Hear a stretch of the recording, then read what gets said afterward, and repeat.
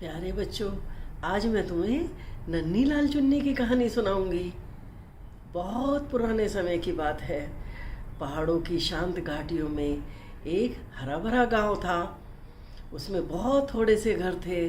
सब लोग सुख से रहते थे। उस एक घर में एक नन्ही सी बच्ची अपनी माँ के साथ रहती थी। वह बहुत नेक और भली लड़की थी। अपनी माँ का बहुत कहना मानती थी। अपनी माँ का हाथ बटाती थी छोटे छोटे कामों में। उसकी माँ और आसपास के लोग सब उसको बहुत प्यार करते थे और उसको प्यार से नन्ही लाल चुन्नी कहते थे। उनके घर के पास ही थोड़ी दूर पर उस नन्ही लाल चुन्नी की नानी का घर भी था।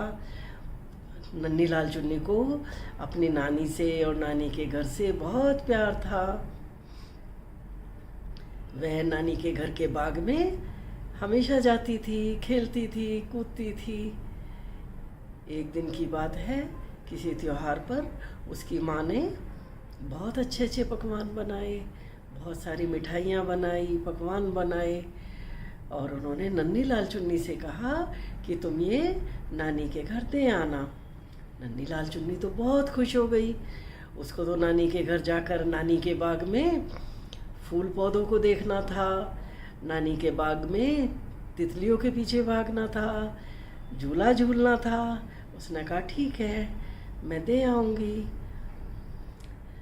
नन्ही लाल चुन्नी की माँ ने नन्ही लाल चुन्नी को लाल रंग का फ्रॉक पहनाया, मैचिंग का रिबन लगाया और मैचिंग की माला, ब्रेसलेट, जूते सब पहना करके नन्ही लाल चुन्नी को तैयार कर दिया और उसके हाथ में डलिया दे करके कहा, तुम सीधी सीधी सड़क पर जाना, इधर उधर कहीं नहीं जाना, क्योंकि नानी के घर के पास में ही एक बहुत बड़ा जंगल है। वहाँ पर जंगली जानवर रहते हैं। तुम बस नानी के घर का गेट खोलकर अंदर चली जाना और नानी के बाग में खेलती मत रहना और सीधा नानी के पास अंदर जाना। अगर किसी जंगली जानवर ने तुम्हें देख लिया या तुम किसी खतरे में पड़ गई तो अपनी बुद्धि से और बहादुरी से काम लेना। नानी ने कहा ठीक है कहकर वह अपनी माँ से डलिया लेकर वहाँ से चल दी। वह तो बहुत खुश थी। उसको तो नानी के घर जा कर के खेल खेलने थे, झूले पर झूलना था। वह वहाँ से हंसती, खेलती, नाचती, गाती, उछलती, कूदती जा रही थी। वह गुनगुना रही थी, गीत गा रही थी, सुंदर सुंदर रास्ते के फूलों को देख रही थी। वह गा रही थी, नानी के घर जाऊंगी, दूध मलाई खाऊंगी, नानी के घर जाऊंगी, दूध मलाई खाऊंगी। पता है बच्चों क्या हुआ? एक घर के पास एक भेड़िया छुपा हुआ था। उसने ये सब सुन लिया। भेड़िया बोलता है, इस दूध मलाई खाने वाली बच्ची को तो मैं ही खा जाऊंगा। देखो कितना ताज़ा ताज़ा शिकार जा रहा है, इसको तो मैं चट कर जाऊंगा। ये सोचकर वह नन्ही लाल चुन्नी की तरफ बढ़ा, मगर उसने देखा वहाँ रास्ते में तो बहुत से लोग आ जा रहे थे। उसने सोचा कि अच्छा, अब मैं नन्ही लाल चुन्नी की नानी के घर ही चला जाता हूँ और दौड़कर मैं इससे पहले वहाँ पर छुप कर बैठ जाऊँगा। वहाँ पर इसे कौन बचाएगा? वहाँ पर तो सिर्फ नानी होगी। अगर नानी इसे बचाएगी तो मैं तो नानी को भी मार डालूँगा। यह कहकर वह वहाँ से तेजी से लपका। वह जल्दी से जाकर नानी का गेट खोल करके और घर में बाग में चला गया। उसने नानी को इधर उधर देखा। उसने देखा नानी तो वहाँ पर कहीं भी नहीं है। नानी के कपड़े सूख रहे हैं। उसने नानी की एक साड़ी उतार ली और साड़ी को अच्छी तरह अपने चारों तरफ लपेट लिया और उसने अपना आधा मुंह भी ढक लिया।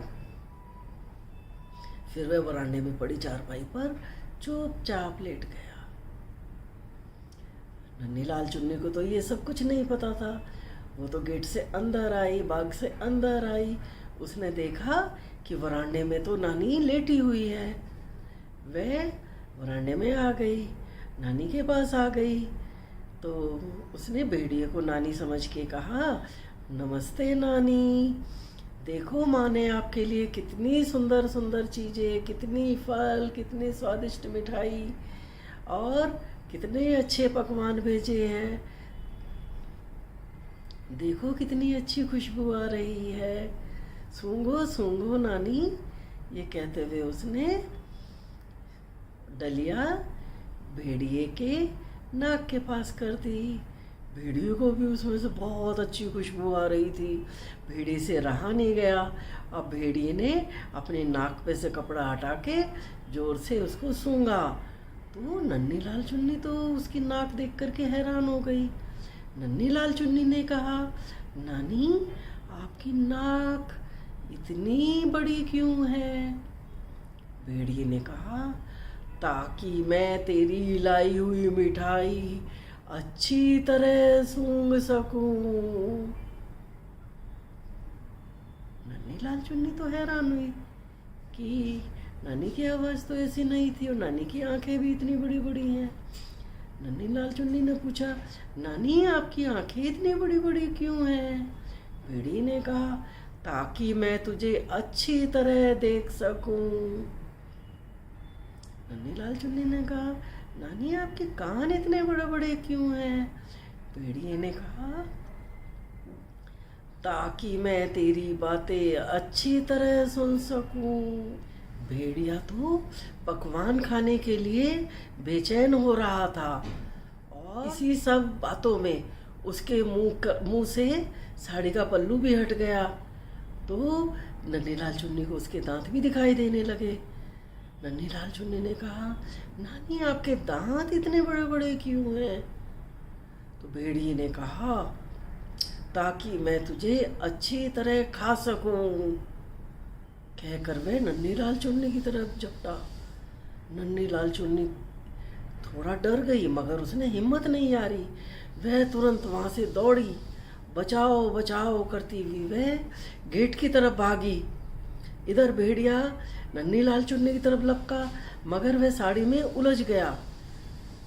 उसने साड़ी को अपने से दूर किया और इतनी देर में तो नन्ही लाल चुन्नी गेट के पास पहुंच चुकी थी। वह चिल्ला रही थी, बचाओ बचाओ। वहीं गेट के बाहर से ही एक लकड़हारा जंगल में लकड़ी काटने जा रहा था। उसके हाथ में कुल्हाड़ी थी। लकड़हारे ने जैसे ही ये सब देखा कि एक छोटी सी बच्ची वहाँ बचाओ बचाओ चिल्ला रही है और एक भेड़िया उसके ऊपर दौड़ रहा है उसको मारने के लिए, तो उसने अपनी कुल्हाड़ी का एक भरपूर वार भेड़िए के ऊपर किया। उस व्यक्ति के एक ही वार से भेड़िया वहीं मर गया। इतनी ही देर में उसकी नानी भी आ गई। उन्होंने एक नज़र में ही सारा माजरा समझ लिया और उन्होंने नन्ही लाल चुन्नी को अपने गले से लगा लिया। लकड़हारे का उन्होंने बहुत सम्मान किया, उसको बहुत बहुत उपहार दिए, बहुत बहुत इनाम दिए, बहुत बहुत धन्यवाद करके उसको वहाँ से विदा किया। तो देखा बच्चों, जो बच्चे बहादुर होते हैं वह किसी भी परिस्थिति का मुकाबला कर लेते हैं और अपनी रक्षा कर लेते हैं। आपको मेरी ये कहानी कैसी लगी? अगर आपको मेरी ये कहानी पसंद आई हो तो आप मेरे वीडियो को लाइक कीजिए, सब्सक्राइब कीजिए, अपने मित्रों को भी शेयर कीजिए और खुश रहिए, बहादुर बनिए। नमस्ते।